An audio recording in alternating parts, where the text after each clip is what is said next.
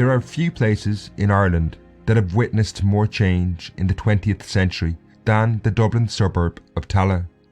Although home to around 75,000 people today, there are still people alive who can remember when it was a small rural village in open countryside. It was only in the late 1960s that local authorities chose Tala as the site of a massive housing development that would see the area transformed. While tens of thousands of people have moved to Tala, the last 5 decades have also seen large shopping centres, a third-level college, tram lines and motorways built over what was once farmland. This has transformed the way we see and understand Tala today, and to start the story we need to peel back these changes to look at Tala as it existed before the famine. To say it looked very different is an understatement. In the early 19th century, the gentry from surrounding areas organised hunts across what was then open fields. Indeed, Tala's proximity to the somewhat lawless Wicklow Mountains led one newspaper to describe it as a very wild part of the county in the 1820s. In this context, you might expect Tala as a rural community to have been heavily impacted by the Great Famine, but its overall impact on the area seems to have been negligible when we look at census figures. Tala parish was home to 4,921 people in 1841, and 10 years later, as the famine drew to a close, it was more or less the same. The population had just fallen by 60 people. However, census figures do not tell the whole story. While the population of Tala village itself actually increased from 142 to 217, other parts of the parish were devastated. The small community of Bohur 3 kilometres from the village, was more or less wiped out. It had been home to 18 people in 1841, but 10 years later only 6 people remained. What exactly happened is unknown.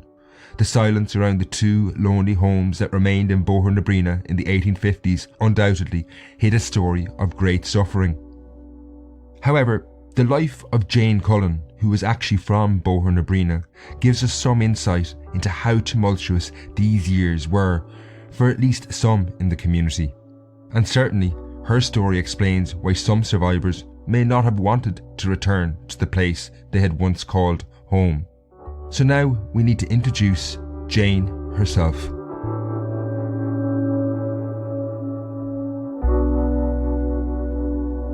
Jane Cullen was born around 1823, but the records of her birth do not survive, so her connection to Tala, and in particular Bohur is somewhat unclear. While she always used either Tala or Bohur as her address in her many brushes with the law later in her life, it is possible that Jane had actually been born in Dublin City and moved to the area in 1832.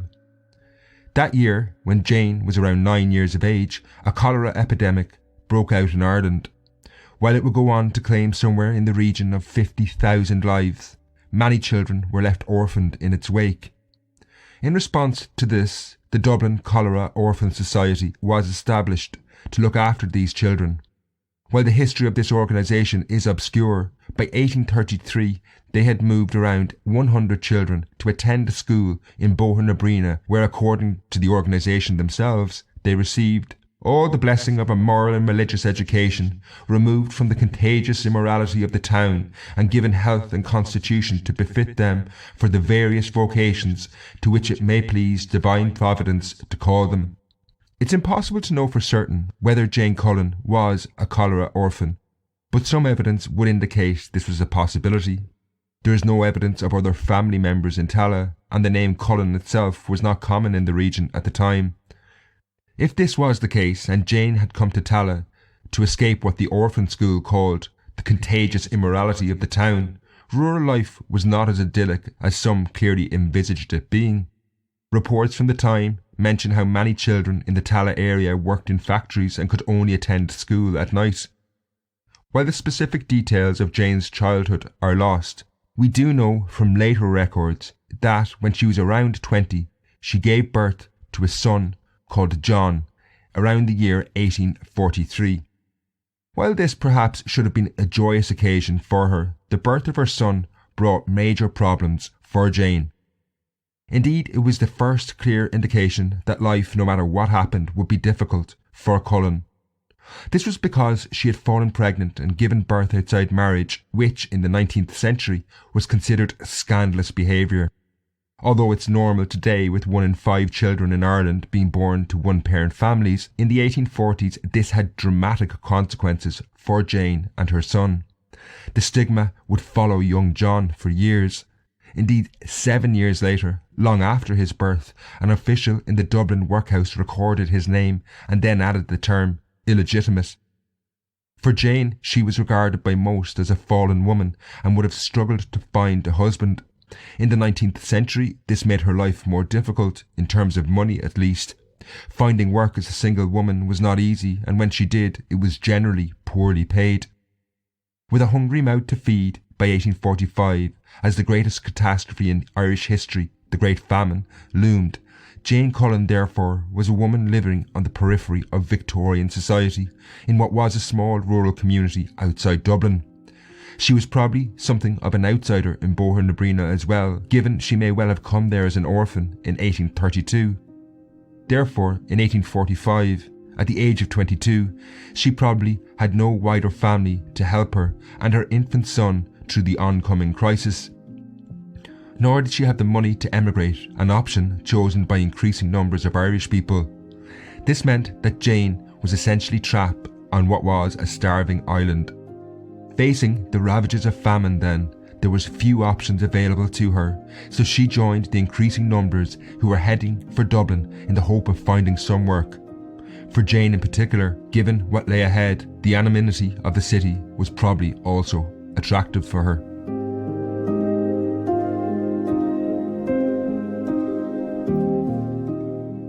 I have covered the story of the Great Famine extensively in the main series, but in terms of Jane Cullen's life, it is worth bearing in mind that the crisis became particularly acute in the latter half of 1846, after the almost complete failure of the potato crop during the summer of that year.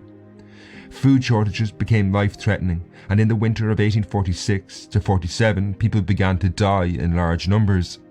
It is at this point that Jane Cullen becomes irregular in historical records, for all the wrong reasons. When exactly she started travelling to Dublin is unclear, but she emerged in the city records in late 1846. While Bóthar-na-Bríona is about 10 kilometres from Dublin, judging from historical records, she may well have remained living in the community for some time at least. While walking 10 kilometres is considered a lot today, it wouldn't have fazed someone in a world with no motorised transport. The earliest record I could find of Jane was in autumn 1846, when she was arrested at Kingstown, a suburb of Dublin known as Dunleary today. Although located about 11 kilometres outside the city, it was a major port in the early 19th century, since a rail connection had opened in 1834. What Jane was doing in the port is open to speculation, given the charge levelled against her, one of disorderly behaviour, provides no details. Tried, convicted and sentenced to a week in prison, she was released on September the 28th, 1846. This, however, was only the beginning of a life on the wrong side of the law, but surrounded by increasing starvation, we will see Jane Cullen had little choice. Scarcely released from Kilmainham jail a week, she was arrested again for disturbing the peace, convicted and this time imprisoned to another spell of 2 weeks in jail. While these crimes are lacking in detail, it appears Jane Cullen was actually working as a prostitute at this stage. Frequently in the mid-19th century, women working as prostitutes were charged under laws relating to unruly behaviour. That she was a prostitute is supported by more circumstantial evidence in April 1847, when she was admitted to an institution called the Westmoreland Lock Hospital. Known simply as the Lock, it was a hospital that exclusively treated women with venereal diseases. While some women who attended the Lock were not prostitutes, by the mid-19th century, most were. When making this podcast, I went to the Royal College of Physicians in Dublin to look at the registers of the Lock Hospital, and I found Jane. While it recorded a few details about her, there is no specifics in terms of what disease she suffered from or what treatment was applied. However, she must have been pretty ill because she spent over 4 months in the institution. The fact that Jane was indeed a prostitute was confirmed just 11 days after her release from hospital, when she was arrested for a third time. The charge on this occasion left no doubt, as she was convicted of prostitution and sentenced to 1 month in prison. Having served a third spell in Kilmainham jail, she was released in mid-October 1847. She seems to have contracted another venereal disease, because she was readmitted to the Loch Hospital about 1 month later, this time for a short stay of about 10 days before leaving just before Christmas 1847. By this stage, Jane's experiences over the previous year, she had spent 6 months in the Loch Hospital or prison, may have made her desperate to find another way to survive. If her arrest record is reflective of her activity as a prostitute, it does appear she stopped working on the streets around this time. That's Christmas 1847. It would be nearly another year before she would pop up in the records of the city again. So at this point, it's worth looking at what seems to have been a life totally transformed in the space of just 1 year. Jane Cullen entered the historical record as a prostitute in late 1846, just as the famine was pushing tens of thousands of people to the brink of starvation. The fact she did not crop up in any records prior to this indicates that the famine seems to have been the decisive factor pushing her in this direction. People across the island were increasingly doing whatever they had to in order to survive, and Jane, with a young child, faced extra pressures. While the life she faced as a prostitute was extremely difficult, it was one increasing numbers of women had to resort to. The admissions in the Loch Hospital rose by 25% during the famine, indicating a surge in prostitution. The lives of these women, including Jane, was made even more difficult given the way they were viewed and treated, particularly by the authorities. Prostitutes were constantly harassed by the police, something which took a toll on these women.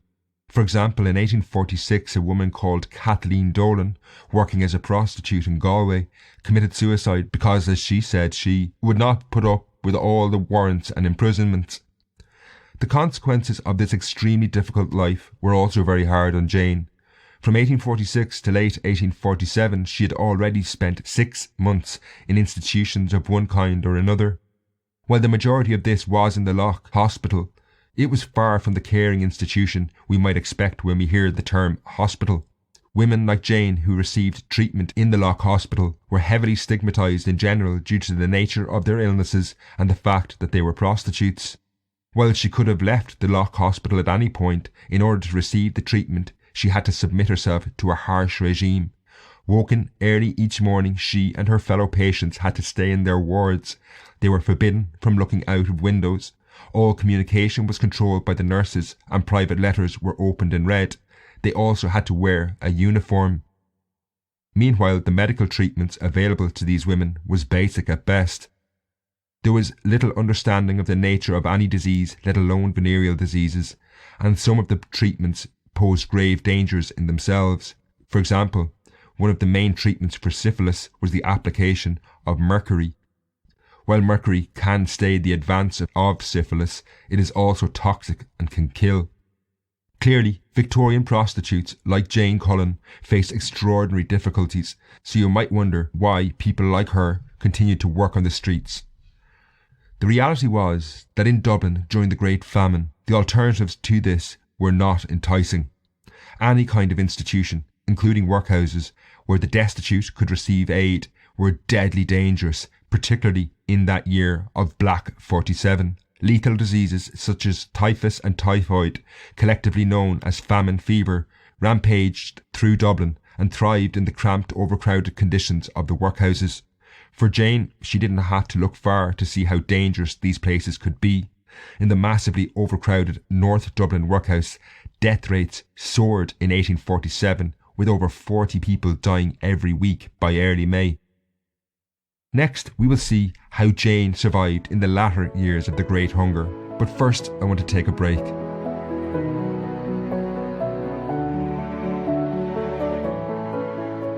This episode is brought to you by DeBurkaRareBooks.com, the largest stockist of Irish rare books, with titles stretching from the 16th century to the present day. As sponsors of the Irish History Podcast, they've put together some amazing offers for you, the listeners of the show. In terms of the Great Famine podcast series, they have a great title called The Famine in Ireland, which is a collection of reports and letters from the 1840s compiled from the archives of the Society of Friends who organised large-scale relief efforts. This book contains vivid first-hand accounts from the Great Famine, and it's a great way to immerse yourself in the world of our ancestors, and it's a perfect accompaniment to this series. With your listener discount of 15%, you can get this today in a beautiful hardback edition for just €30 at deborka.rarebooks.com/podcast. They're also offering 15% off what is one of the great collector's items of Irish history. This is the Great Book of Irish Genealogies, which is in many ways the Bible of Irish history. Written in the 17th century, this book catalogues the ancient history of Ireland's kingdoms, along with vast collections of genealogies of old Irish families, using sources that are now lost. deborka.rarebooks.com have translated this priceless collection into English, and now their 5-volume hardback edition is a beautiful collector's item. While it contains thousands of pages of lists of genealogies, prose and poetry relating to Ireland's ancient past, the beautiful hardback 5 volumes are, as I said, a collector's item that are as much an investment as they are a book. The 5 volumes normally retail for €635, but with your listener discount, you can get all 5 volumes for €540. This is an opportunity not to be missed. So don't miss out on this extraordinary edition and go to deborka.rarebooks.com/podcast to get your discount. You can also check out their vast catalogue of other titles relating to Irish history at that link as well. So it's deborka.rarebooks.com/podcast. The spelling, as I've said, is somewhat different than you might expect. It's Deborka with a C. So it's DEBURCA, rarebooks.com/podcast.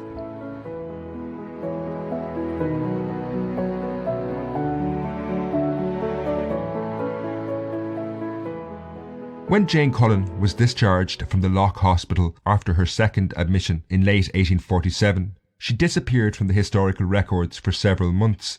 Where she went is not clear. Perhaps she remained at her home in Tala. Whatever the case, she does not re-emerge until August 1848, but it is clear by this point she was struggling, as she was now admitted to the South Dublin workhouse, an institution which provided food and board to the destitute, but, as we have seen in the series, was deeply humiliating and only seen as the last port of call. Located where St James's Hospital stands today, the conditions inside the building in 1848 were, however, much better than they had been a year earlier in Black 47, and the death rate had fallen substantially to around a few dozen a month, which is actually comparatively low given the overall number of people inside the building was around 2,200, all of whom were destitute. Over the coming years, this would become Jane's life, either coming to the South Dublin workhouse or indeed working as a prostitute. When working on the streets, she was constantly harassed by the police, and only 3 days after she had left the workhouse in late October 1848, she was arrested in the Phoenix Park, which is relatively close to Dublin city centre. Tried and convicted, she was imprisoned in Kilmainham jail for 24 hours. Released on November the 1st, she had little hope or options, and within a week she presented herself again at the workhouse door. In dire straits, she was described as very dirty. She remained in the workhouse a few weeks before leaving at the end of November. Her decision to return to the streets may have been due to the abuse she was suffering in the workhouse, which we will come to shortly, but the picture of Jane's life by late 1848 is one of a woman being driven from pillar to post. During early 1849, the record of Jane Cullen again falls silent. We have no idea where she was. Again, it is possible she was staying in Tala or Bohernabrina during these long absences.